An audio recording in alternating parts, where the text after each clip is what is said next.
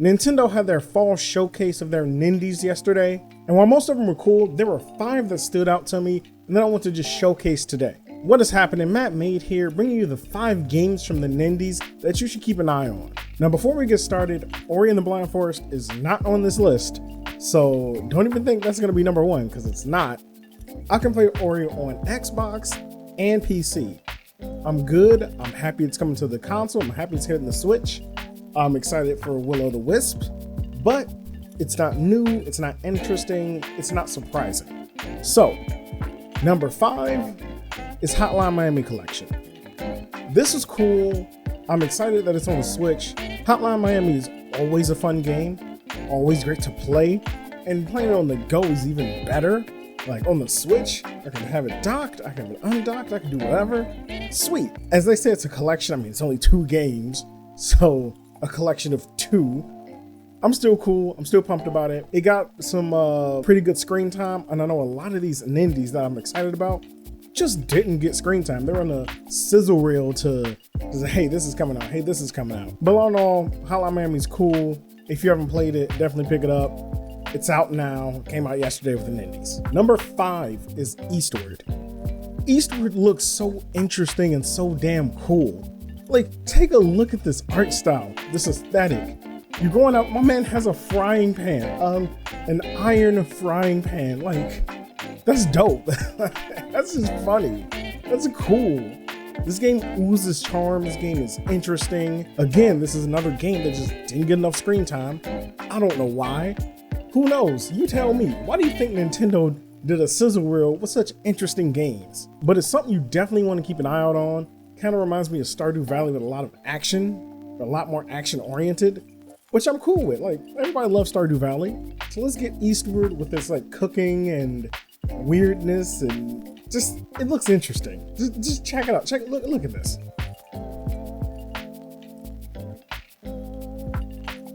That was dope, right? Third, we have Earth Knight.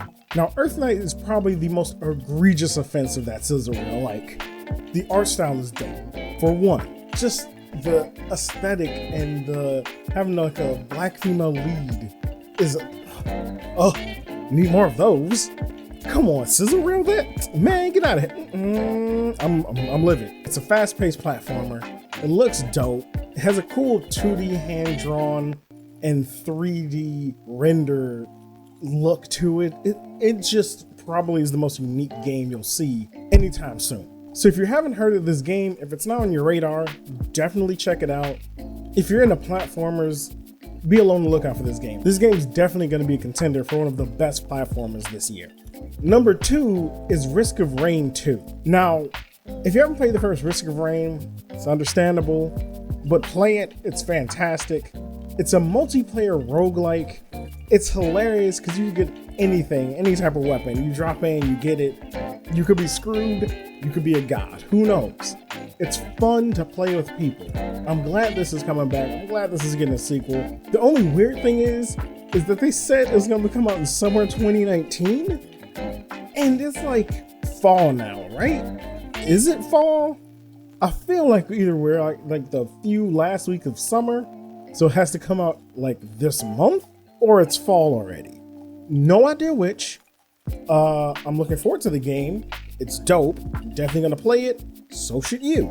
It's fun. It's quirky. It's interesting. You'll have a blast with friends. What more can you ask for in a game? It writes itself. Number 1 is Sparklight. It looks cool. It's interesting. It's like an old Legend of Zelda game with a twist. I'm all about it. I love Legend of Zelda. I'm a Zelda fanboy. I'll admit that. So Sparklight's right up my alley. I'm like, yo, I can do this. I have this. I got dungeons. I feel cool. It's pixel-esque. I'm happy. Let's get it. When's it coming out? Let's go. So I'm really excited about that game. And again, it was another game in a sizzle reel. Why was this game in a sizzle reel? Why didn't it get more exposure? The most egregious offense was Earth Knight still, because that unique game will catch eyes. That'll get attention, Nintendo. What are you doing? Like, show that off. Yes, nostalgia's cool and all, but I want that new hotness. Old and busted, new hotness. I want that new hotness. Like, I'm just mad about that. The trailer isn't even on Nintendo's channel. You have to go to the actual developer's YouTube channel or their website or Google it to see the actual trailer. And that is maddening. Like, your sizzle reel games don't have full trailers on your channel, Nintendo. Why? These games look dope. If I missed it, I gotta rewind the Nindy, or I have to wait for afterwards and then go back. And maybe I've forgotten about it. Maybe I went and did something else. It's infuriating. Like, I love indies. Like, indies of all shapes and sizes, I love them. That's why this list is mostly indies that are new, and not Ori and Hotline Miami and Torchlight 2 and Risk of Rain 2. It's not sequels or remakes or anything that's already existed on another platform or in another form. That's just me ranting. It's just Nintendo frustrates me about a lot of things. But those are my top 5 games. They're not in any particular order. So my number 1 is not really number 1. It's just the top 5 games I'm most interested in and that I'm gonna look out for. Let me know your top 5. Let me know if I dropped one off that you really love. Let me know if you hate me because I didn't like, say, Ori and the Blind Forest is number 1. Let me know in the comment section down below though. And don't forget, if you're a fan of gaming, consider striking that subscribe button and hitting the bell. This is Mattmade, and I'll see you in the next video.